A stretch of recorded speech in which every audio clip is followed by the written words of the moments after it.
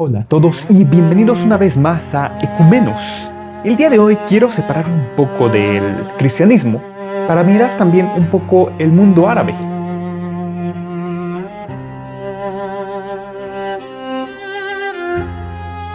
Porque actualmente eh, el Islam es una fe que se encuentra aumentando el número de creyentes, principalmente en Europa. Y mucho tiene que ver con estas migraciones que están llegando a ocurrir en el continente europeo, lo cual es un tema bastante complicado también de comprender y creo que también muy interesante de analizar. Pero vamos a hablar primero un poco de la historicidad del Islam, porque el Islam emerge aproximadamente en el siglo VII, estamos hablando del año, ¿qué será? 700, 800 aproximadamente, y es que la forma en que el Islam pues surge debe entenderse en el contexto local, ¿no? Es decir, tenemos que hablar en términos de la península arábiga, que pues en ese momento había, pues también todavía existía el imperio bizantino, existía todavía el imperio persa, y Arabia era en este periodo, justo antes del Islam, una región con diversidad religiosa. Es decir, que había un predominio de las prácticas politeístas, principalmente en los santuarios de la Meca, lo que es donde está actualmente la Kaaba. Pero también había presencia de judíos en lo que es la ciudad de Medina y de cristianos en varias tribus y zonas limítrofes. Recordando que el cristianismo se expandió pues rápidamente por toda la región europea y el norte de África.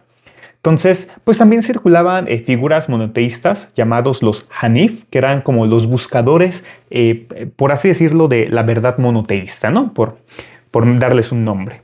Y mucho también tiene que ver con las rutas comerciales que conectaban Asia, África y el Mediterráneo, lo cual llegó a transformar toda esta península en un cruce cultural. Sería como pues por así decirlo, una ramificación de las rutas de la seda que no conectaba a China con Roma o Venecia, sino que pues bajaba hacia el sur, pasando por pues los otros países árabes y entre estos actuales países musulmanes, entre ellos lo que era el imperio persa en su momento, también pasaba por Siria y, ¿por qué no?, también por Turquía. Entonces, en este momento, quien nace es Mehmet o Mahoma, quien nace en el año 570 después de Cristo y aparece pues según la tradición islámica, a partir del 610 es cuando recibe las revelaciones en la Meca, compiladas posteriormente en el Corán. Y su mensaje, de hecho, es un mensaje monoteísta, llegó a pues chocar con a la élite Quraysh de la Meca, que dependía del santuario de la Kaaba para su prestigio y economía. Entonces, tras estas persecuciones, Mahoma o Mehmet realiza la Hijra a Yatrib, que es como la pues, peregrinación a Yatrib, que es la actual Medina, donde se establece y funda una comunidad político-religiosa, lo cual también conecta mucho con pues, los estados actuales islámicos que están pues, la religión conectada con su sistema político. Entonces, eso ocurre aproximadamente entre el 622 y 632, donde él llega a consolidar un proyecto de comunidad musulmana con leyes, oraciones y prácticas pues, distintivas o únicas para su pueblo. En ese sentido, el Corán, según la fe musulmana, es también palabra revelada del Dios Alá a través del arcángel Gabriel o Gibril. Tras la muerte de Mahoma, las revelaciones fueron recitadas, memorizadas y finalmente compiladas en textos escritos bajo los califas inmediatos. Entre esto tenemos a la Sunna, que son prácticas y dichos proféticos que de hecho complementan la guía coránica, o sea, el canon del Corán. Y estos califatos impulsaron las expansiones no solamente políticas, sino militares que llevaron al dominio islámico sobre vastos territorios, lo que sería Siria, Palestina antes del imperio bizantino, la Persia sasánida, Egipto bizantino y todo lo que fueron los países más allá. Estamos hablando de Líbano, hablamos de Argelia, hablamos de Libia y hablamos de expansión hacia también el oriente. Entonces la conquista fue en muchos casos pues menos disruptiva religiosamente que institucionalmente transformadora. En ese sentido, también las administraciones existentes se fueron adaptando y se mantuvieron comunidades dhimmi, que serían judíos y cristianos, con cierta autonomía religiosa. Pero, a cambio de tener esa libertad, tienen que pagar tributos. Y se creó entonces una orden que favoreció también la lengua árabe y la cultura islámica. Y en ese sentido, es bastante curioso porque, pues sí, se permitía la libertad de culto, pero a costa de esos tributos que también llegaban a ser excesivos, y eso también obligaba a muchos o a huir o a convertirse al Islam. Y también mucho de lo que favoreció la conversión es que tanto cristianos como judíos y musulmanes se reconocen herederos de la ley abrámica y herederos de Abraham por sí mismo.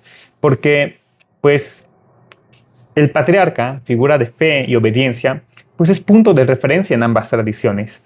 Para los judíos, pues Abraham es el padre de la nación escogida.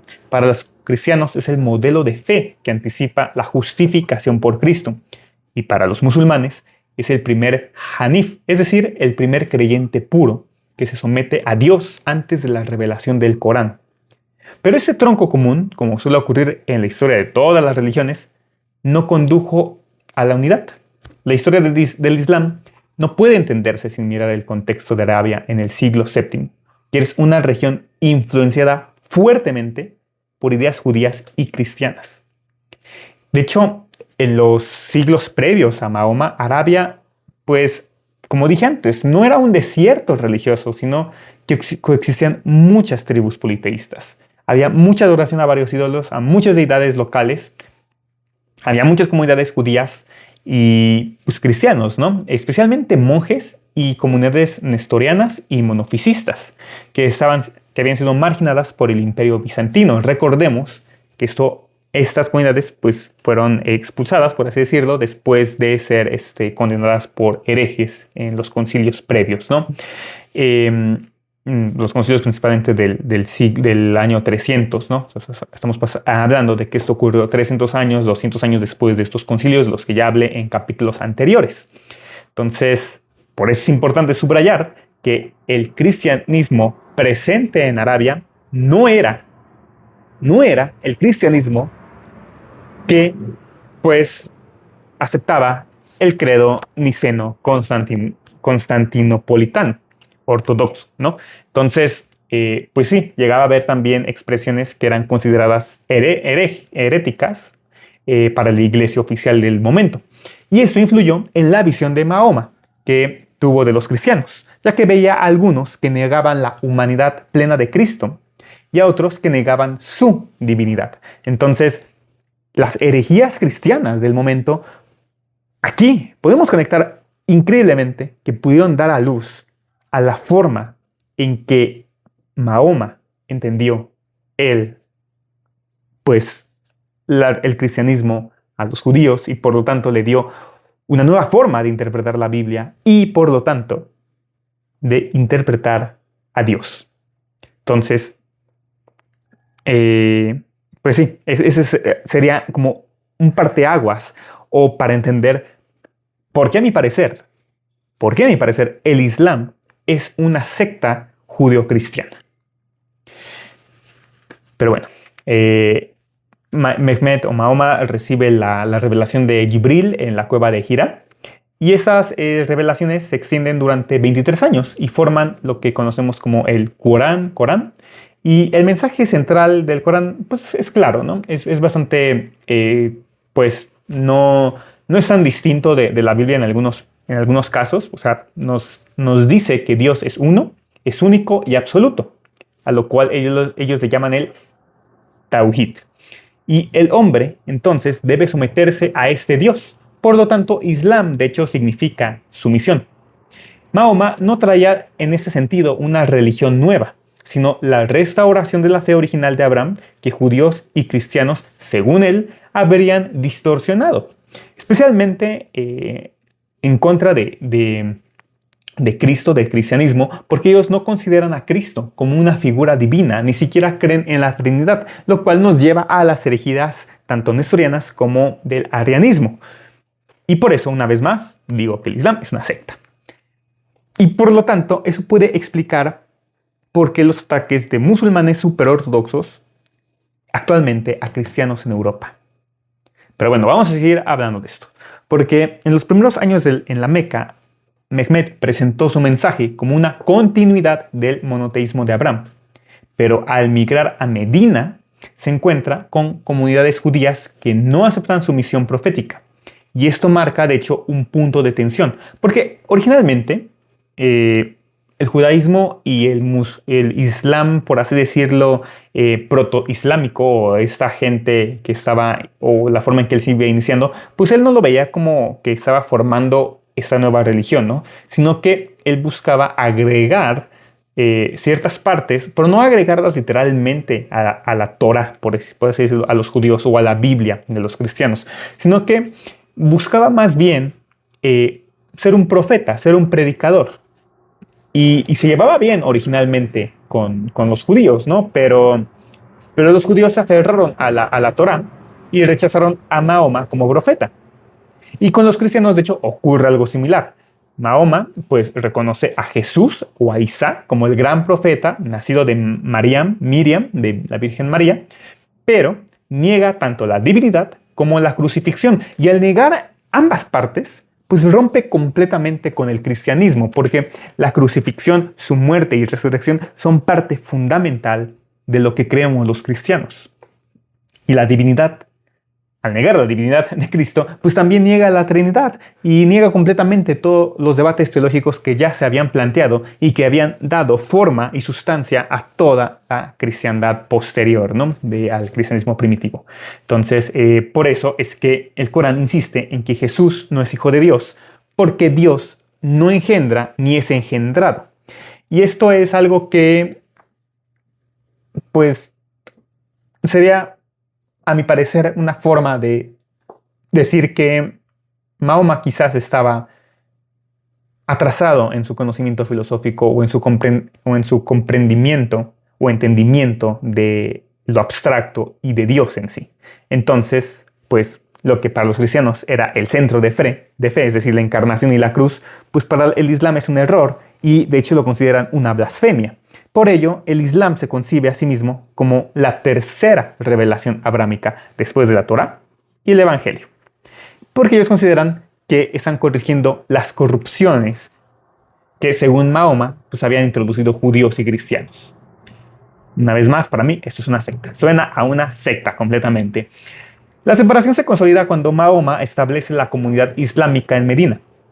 Entonces, de hecho, originalmente, como dije antes, Mahoma y su gente se llevaban bien con los judíos. Eran monoteístas, seguían la Torá, las leyes abrámicas. Y originalmente, el rezo que hacían los musulmanes o proto-musulmanes, pues era en dirección a Jerusalén. Pero tras el conflicto que tuvieron y tras pues, la negativa que vio Mahoma frente a tanto judíos como cristianos, pues ahora él se dirige hacia la Meca, el rezo. Entonces, no tiene que ver, la dirección del rezo no tiene que ver, de hecho, con algo místico ni con algo sagrado, sino con un conflicto, porque originalmente lo hacía hacia Jerusalén y ahora lo hace hacia la Meca. Entonces, es algo completamente político, algo completamente humano. También, la comunidad musulmana adquirió leyes propias, a lo que le llamamos la Sharia. También la identidad islámica deja de ser continuidad y pasa a ser ruptura. Entonces el Islam nace, de hecho, en tensión. Reconoce a los anteriores profetas, pero se coloca a sí mismo como la corrección final y definitiva.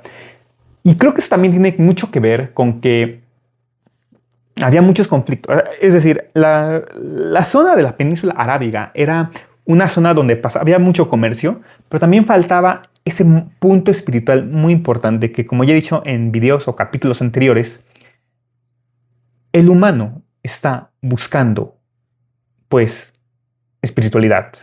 El humano está buscando, está hambriento de algo que alimente su espíritu. Y estas regiones arábigas, pues podríamos decir que no habían sido todavía tocadas por Dios, por así decirlo, porque la palabra ya había llegado.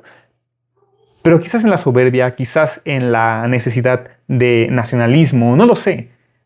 Algo también pudo haber promovido que el Islam pues naciera, que promoviera que hubiera esta especie de revelación. Entonces, ya sea que creamos ciegamente en que el Corán es una revelación, como pensemos que es una secta, como pensemos que es solo un agregado, pues mucho tiene que ver con la parte política, con la parte social que se vivía en esos momentos. Por eso es que llega a haber mucha tensión. Como dije antes, leí el Corán y me suena... Hay partes muy hermosas del Corán, partes muy interesantes que vale la pena leer, pero hay partes que se llegan a contradecir de forma tremenda y que incluso en algunas partes hablan de paz y en otras hablan completamente de lo contrario. Incluso aseguran o justifican que vale la pena, pues, matar, por así decirlo, o acabar con alguien si no es de tu mismo credo. Entonces, bueno, aquí es donde el Islam se empieza a separar pues, de las religiones abrámicas, ¿no? Entonces, pues este proceso tiene de hecho consecuencias directas en la teología islámica, porque Dios es uno absoluto sin mediadores. La revelación es un libro, el Corán, no una encarnación. La comunidad de fe se define más por la obediencia práctica, es decir, sus 5 pilares, que por la confesión de dogmas complejos como la Trinidad. Sí, la Trinidad quizás puede ser complejo, pero Dios es complejo. Es cierto que leer las escrituras nos ayuda a entender a Dios, la teología nos ayuda a entender a Dios, la filosofía nos ayuda a entender a Dios, la ciencia nos ayuda a entender a Dios, la matemática nos ayuda a entender a Dios, la mente, la medicina, todo nos ayuda a entender a Dios. Pero de ahí reside la complejidad en entenderlo. No puede ser algo tan sencillo, ¿no? Si fuera sencillo, no valdría la pena. Pero bueno, entonces aquí empieza de hecho la diferencia fundamental con el cristianismo.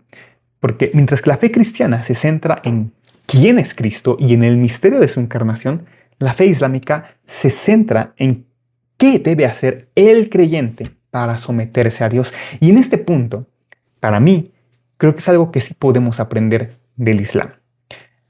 Y por eso quisiera hablar de los 5 pilares de la fe islámica, que a veces se presentan como simples ritos o rituales y casi como una disciplina moral que estructura la vida cotidiana de los fieles.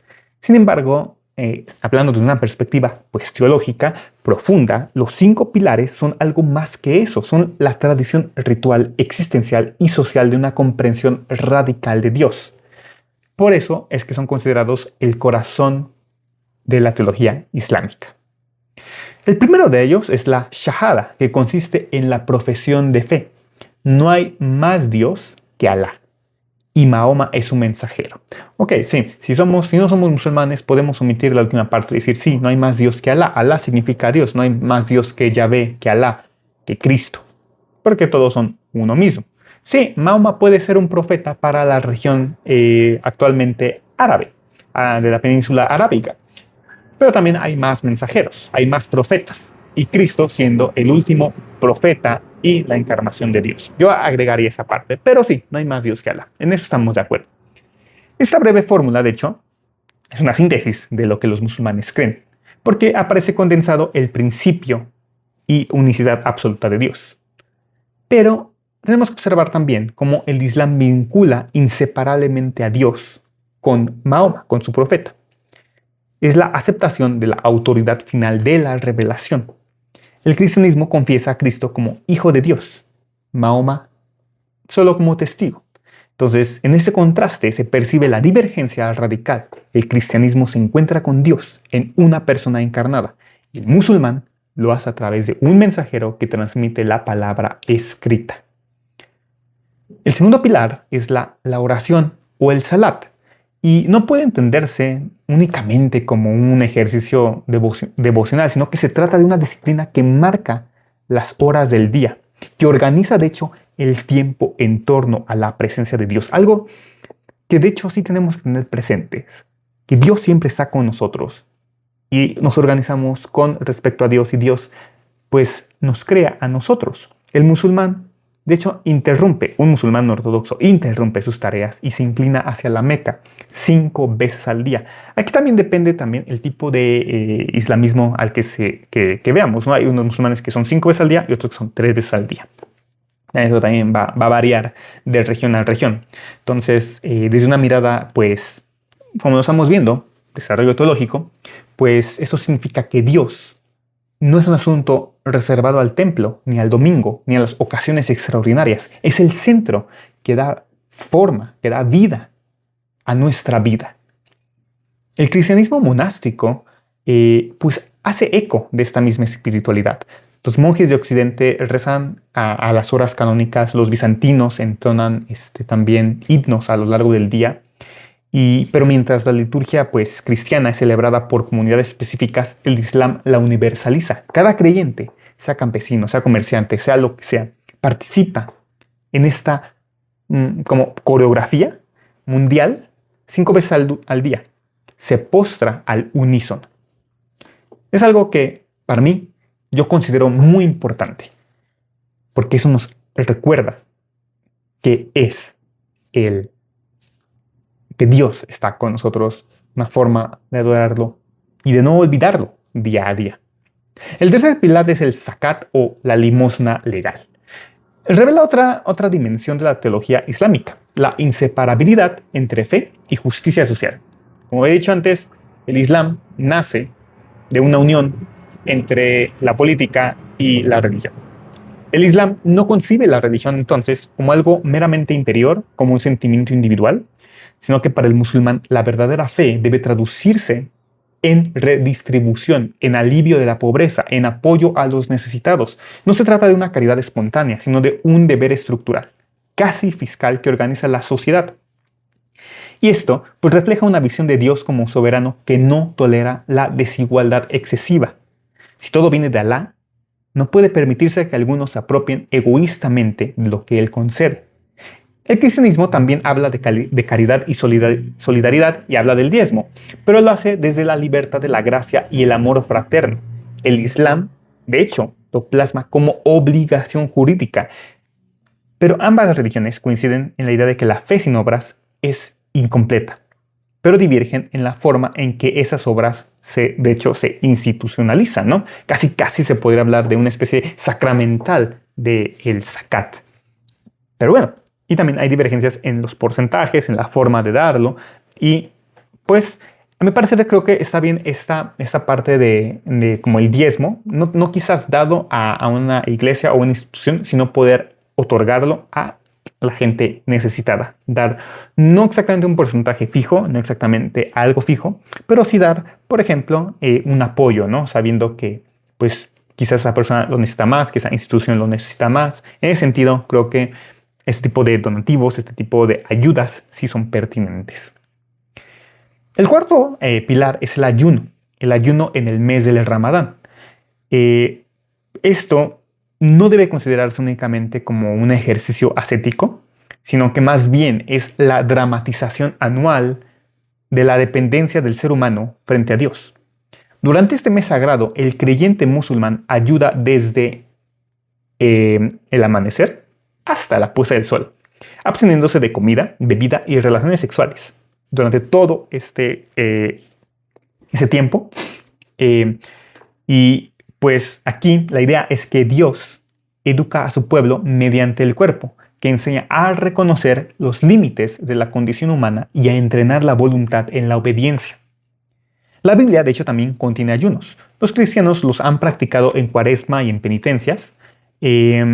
Y de hecho también quizás depende también si son ortodoxos, son protestantes o son católicos romanos, pues sí hay diferencias en cómo se realiza el ayuno, cuánto tiempo dura y en qué situaciones litúrgicas lo hacen. Algunos principalmente, como dije, en la Cuaresma y penitencia es lo más común. Algunos también lo pueden hacer antes de la Navidad o para la preparación a la Navidad, para la preparación a la Cuaresma, etc.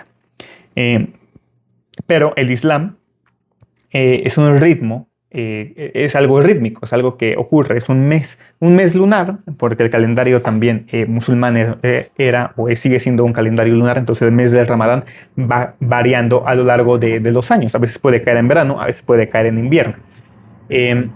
Y el Ramadán aparte no es tampoco para monjes, sino que es para toda la comunidad y transforma la vida social entera. La ciudad, de hecho, cambia su ritmo. Los mercados, los horarios, las familias se congregan en la ruptura del ayuno, porque se rompe el ayuno tras la puesta del sol. Y es cuando comen, ¿no? Es algo que de hecho viene en el Corán. Y de hecho también el Corán dice que personas que estén enfermas, que no puedan, por cuestiones de salud, no hacer el ayuno, no lo hagan, porque tampoco se trata de poner tu vida en riesgo. Entonces, a mi parecer, siento que el ayuno también es importante. Y no solamente el ayuno que únicamente se limita a lo que es alimento, a lo que es relaciones. Es el ayuno también en muchas otras áreas. El ayuno quizás a no realizar ciertos actos, el ayuno a no consumir ciertos productos, no solamente en alimentos, sino tal vez actualmente una forma de evitar el celular tanto tiempo, una forma de ver noticias sangrientas, de hecho de, no sé, muchas cosas, ¿no? Algo que nos permita concentrarnos también en nosotros mismos y en la oración. Eso es para mí lo entiendo yo también, una forma de ayunar. Pero es algo importante, ¿no? O sea, el ayuno, a fin de cuentas, siento que es algo importante, algo que también ayuda a trabajar mente y cuerpo, para que el que se fortalezca en este momento no solamente sean esos dos elementos, sino también el tercero, el espíritu. Y el quinto pilar es la peregrinación a la Meca, que condensa todo lo anterior, porque no es solo un viaje, es un retorno simbólico a los orígenes. A los orígenes porque es donde se supone que pues, Mahoma recibió pues, toda la revelación del Corán, ¿no? De esta forma se puede decir que es como el musulmán revive la historia de Abraham e Ismael, participa en ritos que lo hacen igual a millones de personas, de musulmanes en ese sentido. Se despojan de sus ropas habituales y se visten con una simple tela blanca y se colocan en la condición en la que todos son iguales, desde el más rico hasta el más pobre. Y en este acto, la teología se hace carne. La humanidad es una sola comunidad bajo el único Dios. Mientras que ellos podrían decir que para los cristianos la unidad se experimenta en la Eucaristía, que también hay un pan, un cáliz, un cuerpo. Para los musulmanes se experimenta en esta procesión alrededor de la Kaaba, que sería esta piedra negra cuadrada, que será el centro de fe, ¿no? Sí, quizás es así, el quinto pilar no es algo que lo cual yo esté completamente como de acuerdo, especialmente por las implicaciones también políticas, ¿no? Y quizás sería como ese ritual que es distinto, ¿no? La Eucaristía para los cristianos, entonces, pues sí, hay como esas diferencias, ¿no? Pero quizás sí tenga que ver algo con esta parte, ¿no? Quizás el cristianismo podría peregrinar a Jerusalén, quizás se puede peregrinar al Vaticano, se puede peregrinar a Turquía, se puede peregrinar a diferentes zonas para, no por el simbolismo o porque va a tener energías mágicas, no desde el término esotérico, sino desde el término pues más místico, más significativo, simbólico de los puntos históricos que fueron parte importante en la vida del cristianismo, ¿no? Entonces, pues sí, estos 5 pilares, vistos superficialmente, podrían parecer normas, pero pues en realidad son encarnaciones de la teología islámica, que tampoco es una idea abstracta, sino una presencia que marca la vida diaria, el tiempo, la economía, la comida y el cuerpo, ¿no? En el Ramadán. En el cristianismo, por ejemplo, el núcleo de la fe es dogmático. Confesar que Cristo es el Señor. Eso es el núcleo de la fe. En el Islam, el núcleo de la fe es más práctico. Se vive sometido a Dios o se intenta vivir sometido en cada dimensión de la existencia. Y en esto radica también su diferencia esencial, donde el cristianismo enfatiza, por así decirlo, el misterio de la encarnación, el Islam enfatiza la disciplina de la sumisión. Los cristianos proclaman un credo. Los musulmanes encarnan 5 pilares. Son formas de entender a Dios. Y en este sentido, sí estoy de acuerdo con los musulmanes, pero la teología de fondo, sí, ahí es donde hay discrepancias y es donde yo vuelvo a decir una vez más, es una secta. Pero bueno, siguiendo con el sistema del Islam, también hay que mencionar una imagen fundamental, que es la concepción de Dios. Porque la unicidad es absoluta, la unicidad es absoluta en el Islam. No se trata de un monoteísmo que tolere divisiones, ni de una unidad que pueda descomponerse en aspectos personales. Es un monoteísmo celoso, tajante, que insiste en que Dios no engendra ni ha sido engendrado y que nada puede compararse a él, que pues llega a ser trascendente de manera radical en su forma de ver el mundo. Por eso, el dogma cristiano de la Trinidad resulta no solamente problemático, sino resulta una blasfemia. Les parece una desviación hacia el politeísmo, una especie de triteísmo encubierto. Pero es porque no han entendido la Trinidad, ese es el problema. Pero bueno, el cristianismo proclama un misterio. Dios es una esencia y trino en personas. Es la suma de 1 más 1 más 1 es igual a 1. El Padre, el Hijo y el Espíritu Santo no son 3 dioses, sino 3 modos de ser el único Dios eterno.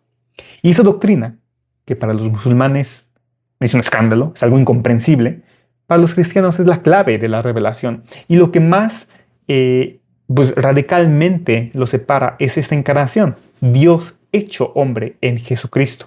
El Islam no puede admitir la idea de que lo infinito se haya hecho finito, que el Creador haya tomado la carne de la criatura. Y eso es algo muy importante, porque una vez más se explica en el credo por qué Dios decide encarnarse.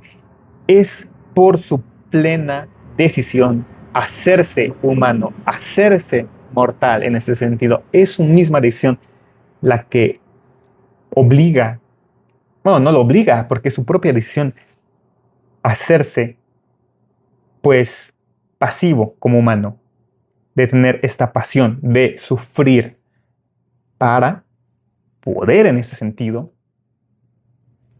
salvar a la humanidad. En este sentido, los musulmanes, pues, no conciben esa idea. Por eso creen que hay una contradicción, un fallo en el entendimiento de la trascendencia de Alá. Pero esto que podríamos percibir como una paradoja, es precisamente lo que hace grande a Dios. Permitirse Dios mismo, encarnarse y vivir como humano, sufrir como el hombre. Él, Dios, se permite ser humano. No es rebajarse a hacerse hombre, es exaltar al hombre y hacerse, de hecho, solidario con él. Esa es la parte más importante.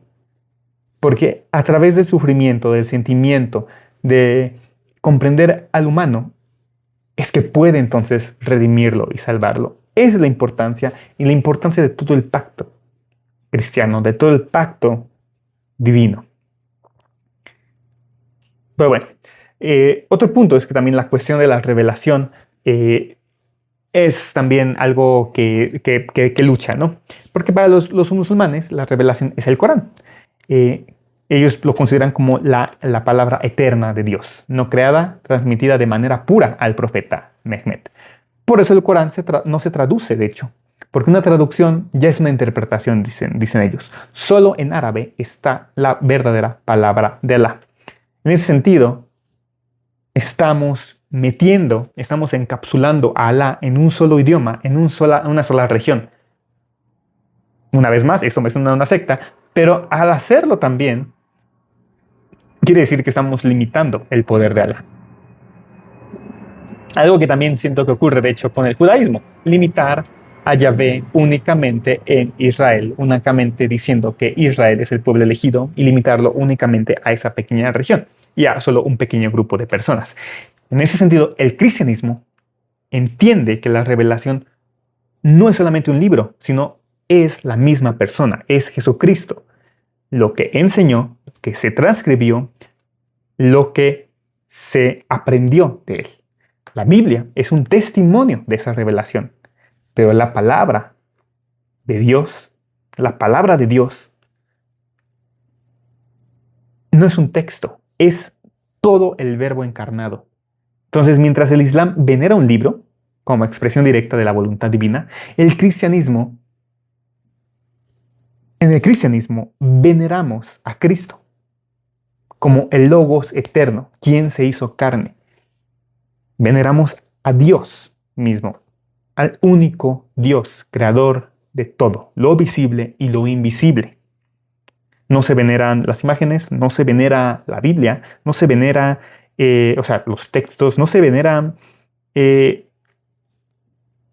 como tal el pan, no se veneran esos elementos secundarios que sí ayudan y dan forma a la iglesia, a su liturgia, a su teología. Sí, eso es muy importante.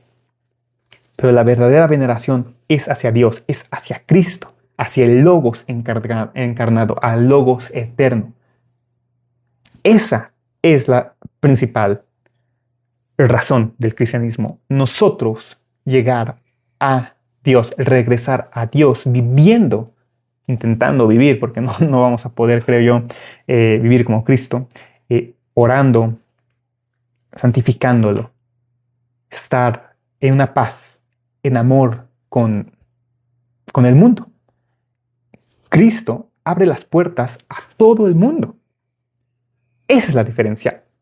No limita la salvación, no limita a Dios, a un grupo, lo abre a todo el mundo. Entonces, eso es lo más importante. El Islam, de hecho, enseña que el hombre nace en estado de pureza y todo ser humano viene al mundo con una inclinación natural hacia Dios. Sí, en eso sí estoy de acuerdo. Yo también estoy de acuerdo en que quizás el humano nace puro, nace bueno, y por cuestiones, por azares, por el libre albedrío, se torna malo en algunas decisiones. El pecado existe como una herencia irremediable.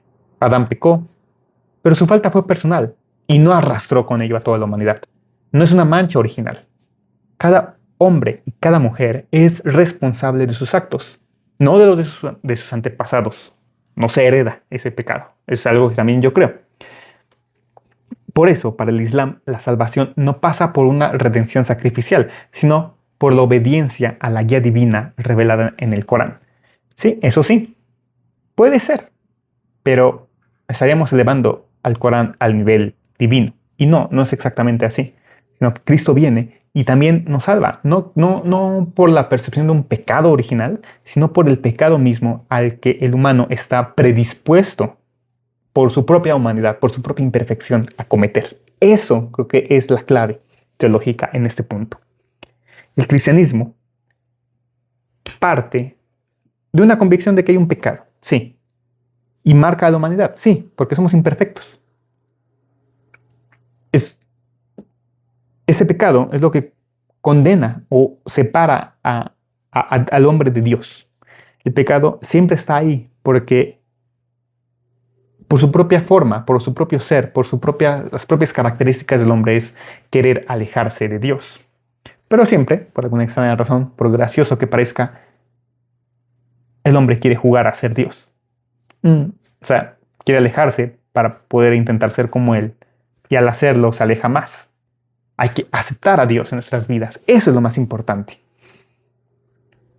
Para mí es lo más importante. Creo que eso es lo más importante. Y por eso está la centralidad de la cruz. La humanidad necesita ser redimida. Necesita volver a aceptar a Dios. Y esa redención se realiza en Cristo, que muere y resucita para vencer el pecado y la muerte. El Islam considera que eso es innecesario. Pero, a cambio, tienen todos estos 5 pilares que deben de también realizar durante toda su vida. Porque si no, también serán castigados al infierno.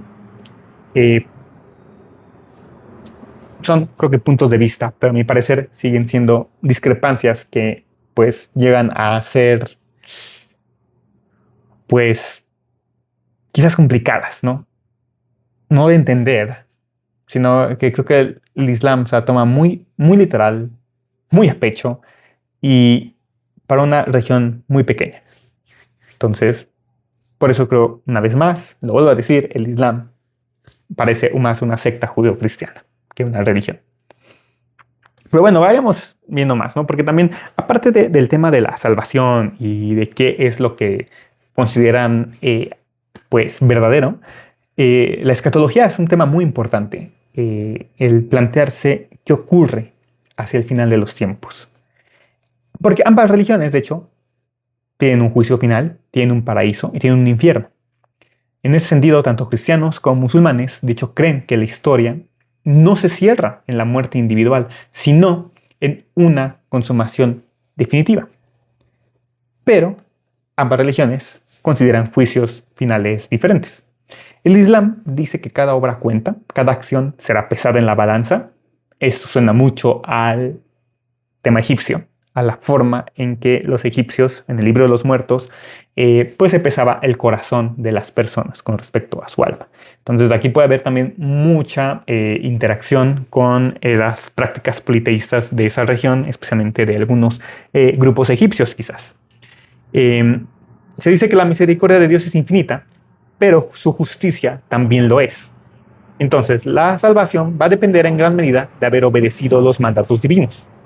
Y en el cristianismo, aunque las obras tienen importancia, la salvación es fruto de la gracia.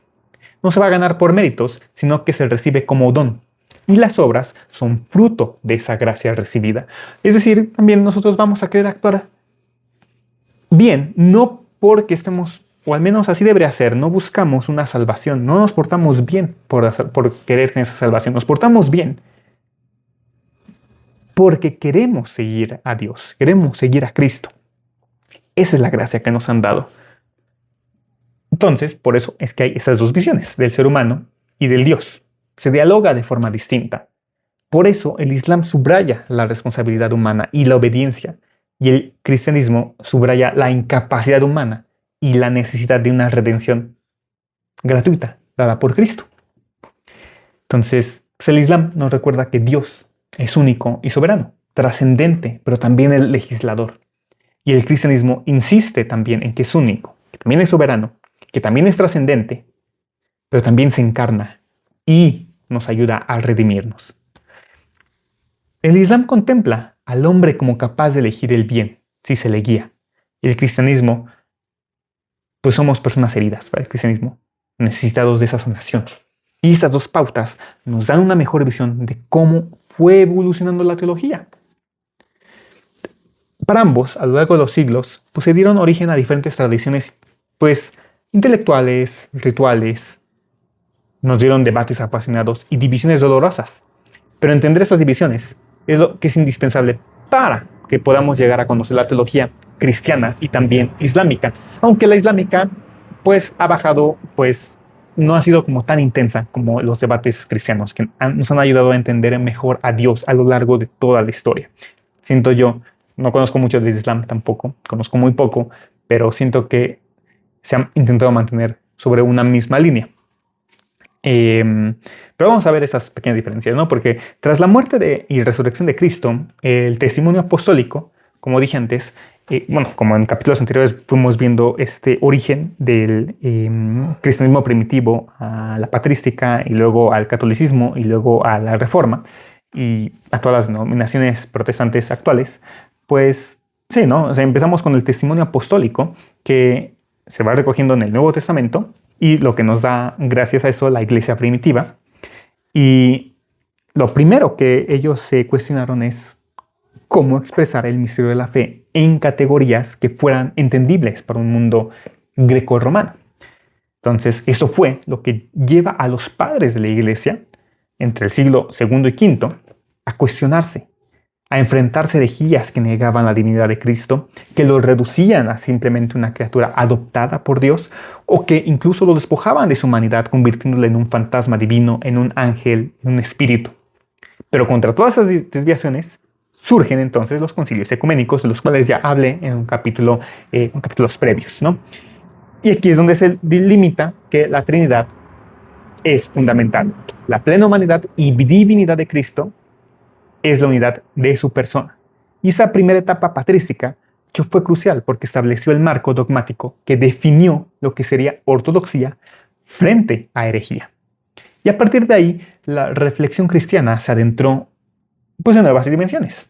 En Occidente, Al norte de África tuvimos a Agustín de Hipona, exploró cuestiones como el pecado original, la gracia, la predestinación, y en Oriente, como dije también previamente, los capadocios, místicos bizantinos, pues insistieron en la divinización del hombre, la teosis, una participación de la creación en la vida divina.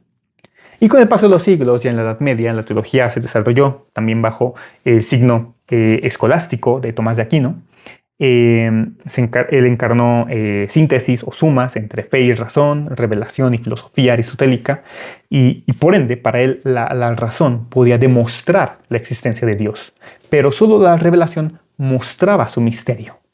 El cristianismo medieval, de hecho, generó pues un aparato intelectual inmenso, porque es bastante común pensar que en la época medieval, y yo fui de aquellos que cayó en ese error, en esa falacia, en la que se decía que la Edad Media fue una era oscura, en la que no hubo avances.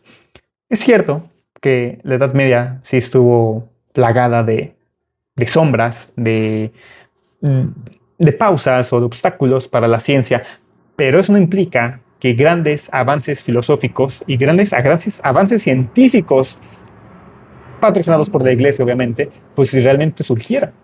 Entonces, eh, es que en la época en que las universidades nacían, de hecho, fue en la Edad Media, nacieron las universidades, claro, bajo el amparo de la iglesia, había mucha teología y se consideraba que la teología era la reina de las ciencias, porque cada artículo de fe tenía que ser analizado con rigurosidad lógica. Eso era lo más importante.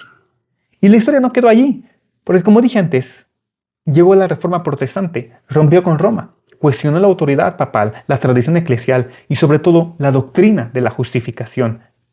Lutero proclamó la salvación por sola fe. Calvino profundizó en la soberanía absoluta de Dios. Y surgió entonces toda una constelación de iglesias que, si bien sí mantenían los grandes credos antiguos, sí terminaron redefiniendo la relación entre fe, obras y autoridad. El catolicismo romano respondió con la Contrarreforma en el Concilio de Trento y reafirmó de esta forma sus dogmas y renovó su disciplina. La ortodoxia oriental, como había dicho antes, se quedó allá, en pausa, por así decirlo, siguió su camino propio, marcó su liturgia y espiritualidad mística, y el cristianismo, que había nacido de una comunidad unida, se fragmentó en tres grandes ramas: católica, ortodoxa y protestante, que es como lo conocemos actualmente, ¿no? Más las ramas herejes también, ¿no? Jehová, mormones, unicitarios, etc. Pero bueno, pasemos ahora entonces qué ocurre en el Islam. Porque tras la muerte de Mahoma, como siempre tras la muerte de un líder, pues llega a haber conflictos.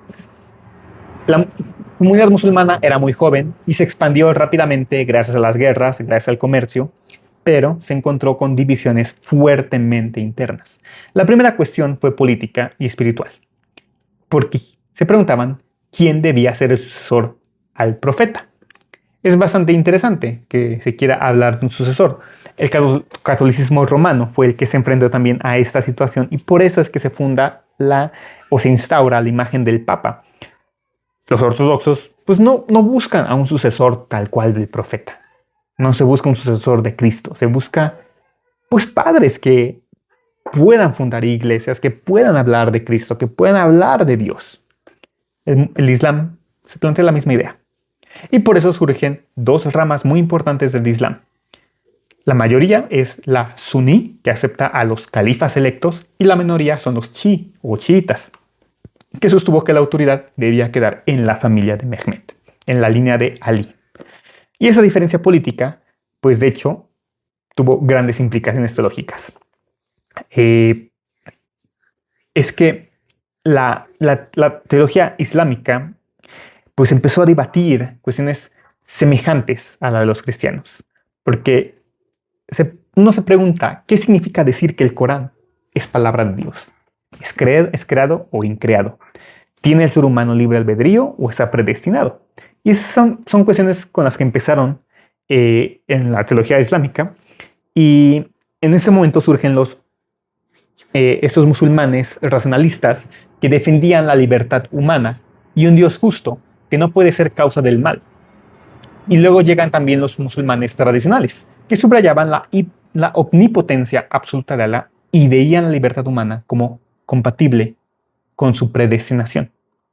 Esos debates, intensos obviamente en los siglos octavo al décimo, pues configuraron de hecho escuelas de pensamiento que terminaron siendo dominantes para esas dos vertientes. Se desarrollaron de hecho escuelas jurídicas que normaban la vida concreta de los musulmanes, y cada una de hecho interpretaba la Sharia de hecho de manera particular. Algo en lo que se unían es que la vida musulmana sí debía regirse por la ley divina. Bueno, la vida humana también, ¿no? Pero la vida islámica debía regirse por la ley divina. La religión, a diferencia del cristianismo, pues no separaba lo espiritual de lo jurídico. En ese sentido, la teología y el derecho vivían juntos en los países musulmanes y a la fecha siguen siendo. Y lo peor es que quieren instaurar esta ley en todos los países a los que van llegando. Es como una especie de conquista silenciosa, sin guerras, pero que está allí presente actualmente. El sufismo islámico es más místico. Es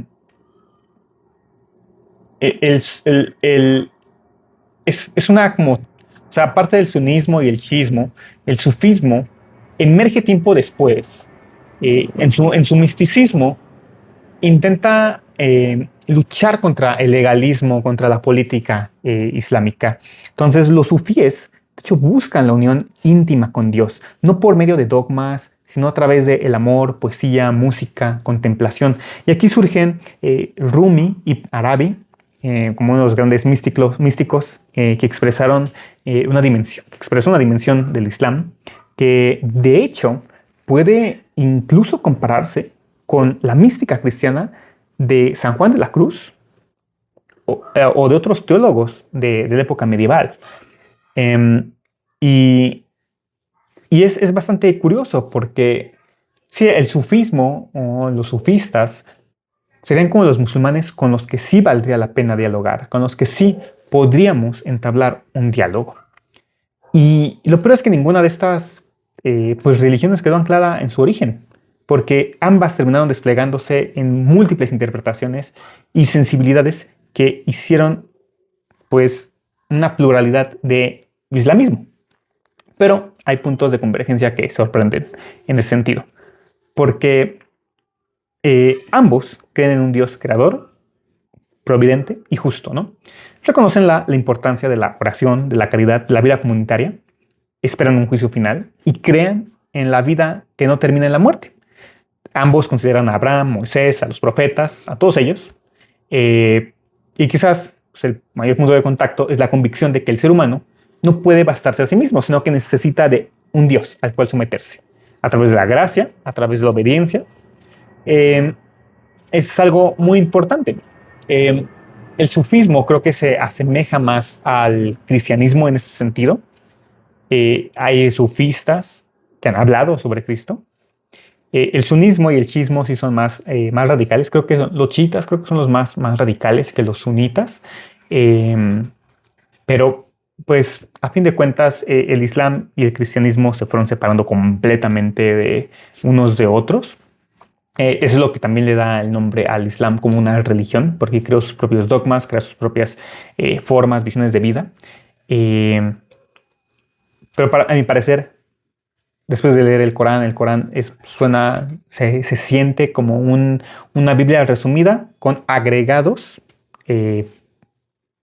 legalistas, agregados agregados filosóficos también, y algunos aportes extras, ¿no? Que tienen que ver con el contexto social y cultural del mundo árabe en su momento. Por eso, una vez más, y no me voy a cansar de repetirlo, el Islam suena mucho a una secta judio-cristiana. Es algo muy importante, ¿no? Sí, creo que es algo muy importante del Islam, como lo estamos viendo. Para el Islam, la Sharia también, esa ley, no lo ven, creo creo yo, por lo que leí, que no es considerado como un código jurídico, sino como la voluntad de Dios para organizar la vida entera, desde el matrimonio hasta el comercio, desde la alimentación, la guerra, el nacimiento, todas las prácticas.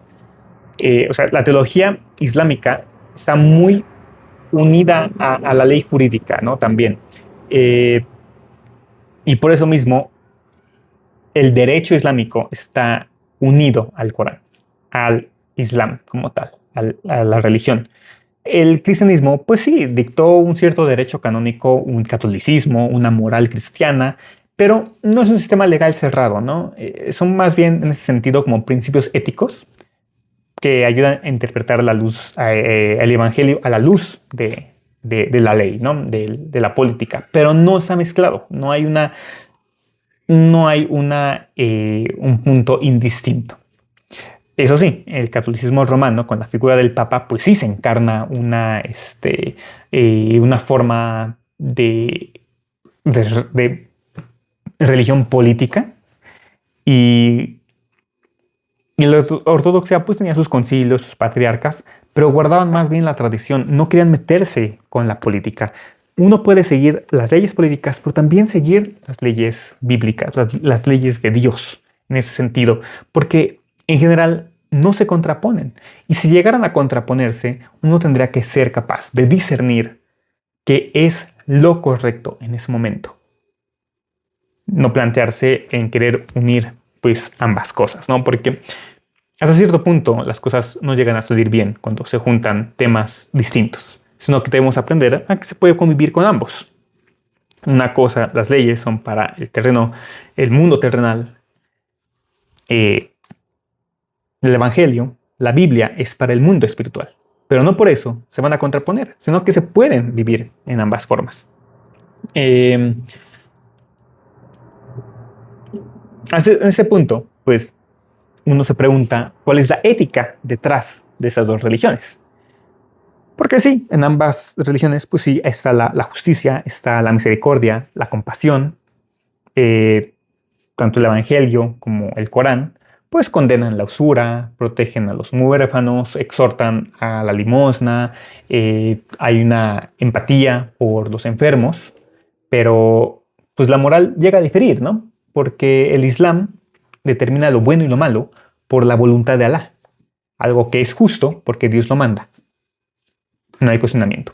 Y el cristianismo, pues tiene una tradición escolástica, se desarrolla de la idea de la ley natural, que la razón humana puede discernir lo que es bueno o malo, porque el orden creado, de hecho, es lo que refleja la sabiduría divina, porque Dios habita en todo lo creado.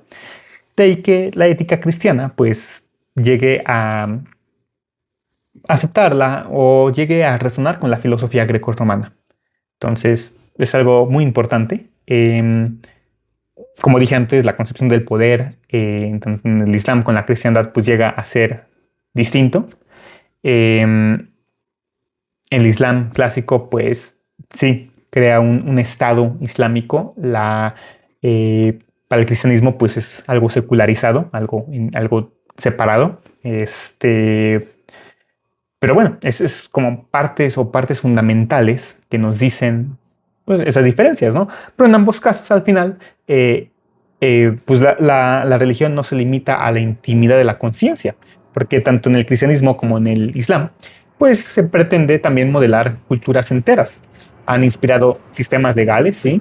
Han inspirado arquitectura, literatura, modos de vestir, modos de celebrar, modos de cantar, modos de interpretar también.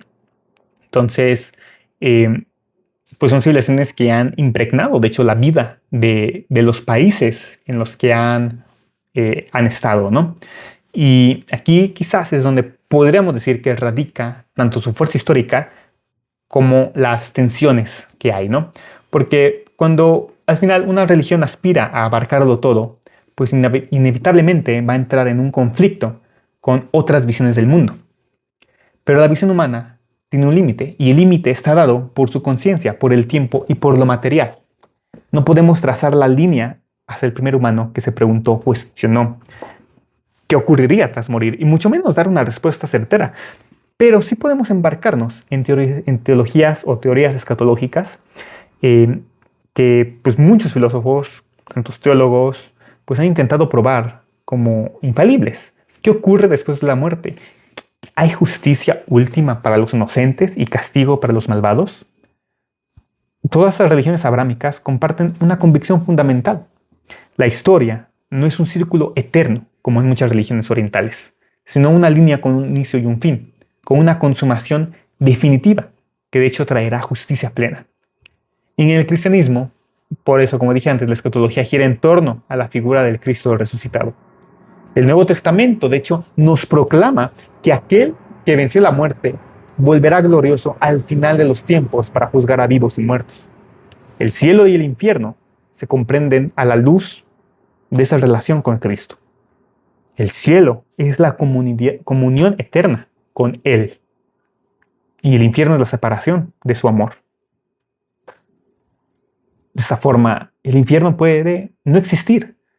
El infierno surge cuando nosotros nos separamos de Dios, de su amor, de su justicia, de su compasión. El paraíso nace entonces cuando tenemos comunión con Él, cuando estamos en resonancia, en sintonía, en sinfonía con Dios, con Cristo. La esperanza cristiana no es meramente que el alma sobreviva, sino que el cuerpo resucite. La creación entera será renovada. Pero no pensemos en un cuerpo material. El mundo se va a acabar. La tierra va a desaparecer, el sol va a absorber la tierra, el universo va a terminar. Pero Dios seguirá vivo. Nuestro cuerpo exaltado, glorificado, nuestro espíritu inmortal, es el que sobrevive, es el que regresa a Dios. Esa nueva tierra, ese nuevo cielo, pues es ese nuevo mundo, en esa otra dimensión. Porque lo material es perenne. Perece en algún punto. No se trata solo de creencias, sino de una vida que nos transforme por la gracia. Eso es lo más importante.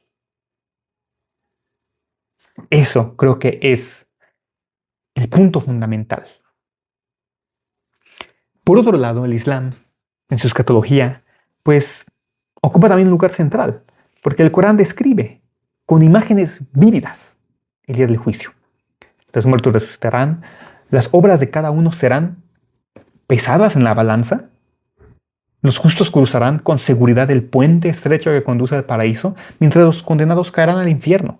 El paraíso aquí es descrito como jardines con ríos, banquetes, una compañía de una recompensa de quienes se sometieron a Alá. Es cuando viene esta parte de que el que se porte bien tendrá no sé cuántas vírgenes a su disposición y el infierno es un lugar de fuego, tormento, desesperación. Es algo muy curioso porque el infierno y el paraíso islámico son muy materialistas todavía.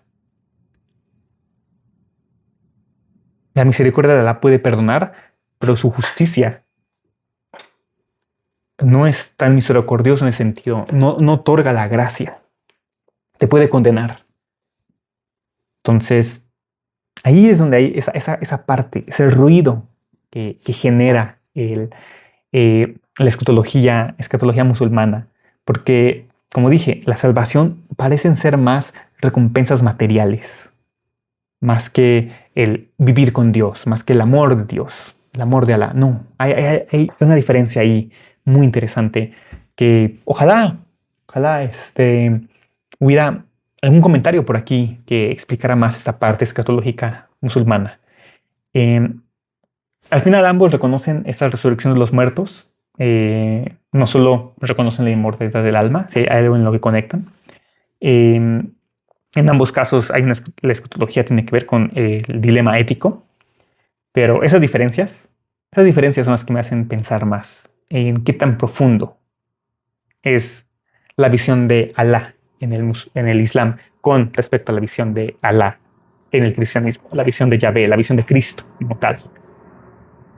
La experiencia cristiana al final se fundamenta en la gracia que viene de Dios y la que nos transforma. Eso es lo más importante. Al final, estas visiones no deberían quedar confinadas a los libros sagrados. La espiritualidad es algo que también va naciendo, va, va formándose a través de la lectura, no solamente de estos textos sagrados de la filosofía, de la ciencia, de la matemática, de la psicología. Todo esto nos ayuda a comprender a Dios también. Dante, por ejemplo, en su Divina Comedia, pues encarnó, por así decirlo, nos tradujo la geografía del infierno de forma poética. Y a la fecha sigue siendo como si fuera la radiografía perfecta, como si Dante nos hubiera descrito cómo debe ser el infierno. Igual y no, ¿eh? Igual y el infierno se vive, como dije antes, cuando hemos perdido la conexión con Dios. ¿Quién sabe? El Islam, sí, tiene descripciones también del paraíso y el infierno. Y de hecho inspiraron literatura, poesía y predicación en todo el mundo, no solamente en el Islam. En las mezquitas, las inscripciones sobre el poder y la misericordia de Alá, pues recuerdan constantemente que la vida es un tránsito hacia el día del juicio. Pues en ambos casos, la escatología no es solo un discurso del futuro, sino también sobre el presente. Y quizás es como dije antes, ¿no? La segunda venida de Cristo es todos los días aceptar a Cristo. Y su muerte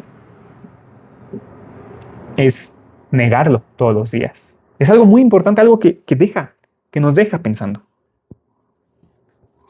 Es algo que vale la pena plantearse. Y al final me pregunto, ¿por qué? Sí, el Islam está creciendo bastante, ¿no? Es algo muy curioso porque sí, el Islam crece, pero también hay mucho musulmán que se está convirtiendo al cristianismo. Hay algo que el cristianismo mueve. Hay una verdad entonces ahí que nos dice, que, que nos dice o nos mueve o nos motiva a seguir a Cristo. Es algo muy interesante. No digo que el Corán sea completamente diabólico, que lo satanicemos. No tiene sentido hablar de eso. Como dije antes, el Corán tiene cosas que vale la pena rescatar. Y yo espero dar esta oportunidad en Ecumenus, de hablar un poco más de algunas cuestiones del Corán que puedan quizás ayudarnos a comprender también, ¿no? Y haber partes que pues no vale la pena tomar, ¿no? También es parte importante. Pero sí, esa lucha del extremismo islámico, ¿no? Porque hay una apelación a la práctica de Mahoma, porque al final de cuentas Mahoma fue un líder militar, ¿no? Y, y pues parte de sus enseñanzas siguen a la fecha en los conflictos militares. Claro, tendríamos que meternos también mucho en el tema de la política, pues lo que ocurrió tras la Segunda Guerra Mundial, o sea, todo lo que son intervenciones norteamericanas, intervenciones francesas, todo eso con el conflicto del crudo en estas regiones árabes. Quizás eso también puede favorecer que haya mucho conflicto, pues, bélico, ¿no? Podría ser, pero también hay mucho de la Sharia, que es lo que está también haciendo que haya prácticas, pues, muy extremistas, ¿no? Pero a fin de cuentas, pues, ¿cuál es el verdadero camino? Esa es la pregunta.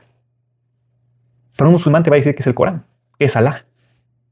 Para el judío, la Torá, las tradiciones judías. Para el cristiano, el Evangelio, seguir a Cristo. ¿Con qué resonamos más? ¿Qué nos da una mayor paz? El cristianismo, a fin de cuentas. Ya sea que cantemos esos cantos gregorianos, que leamos la Biblia, que haya un consenso, que haya concilios ecuménicos, que oremos, que ayunemos. Pero Cristo está siempre presente. Y creo que, para mí, eso es lo que me define y lo que nos define como cristianos a todos. Ya las partes secundarias como la liturgia, los cantos, eso ya es secundario. Algunos nos podrán agradar, otros no nos podrán agradar. Eso es irrelevante. Al fin de cuentas, es seguir a Cristo, seguir la Biblia, seguir el Evangelio. Quizás también para algunos es seguir las tradiciones, para otros no tanto.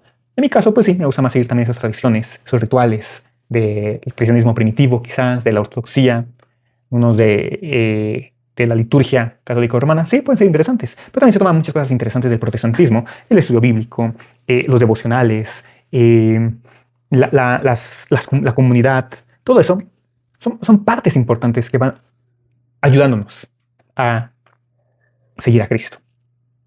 Eso fue por mi parte, este recorrido por el Islam al presente en Ecumenos. Y nos vemos en la siguiente recomendación, capítulo o lo que surja del desarrollo teológico religioso en estos diálogos ecuménicos. Muchas gracias por escucharme y hasta la próxima.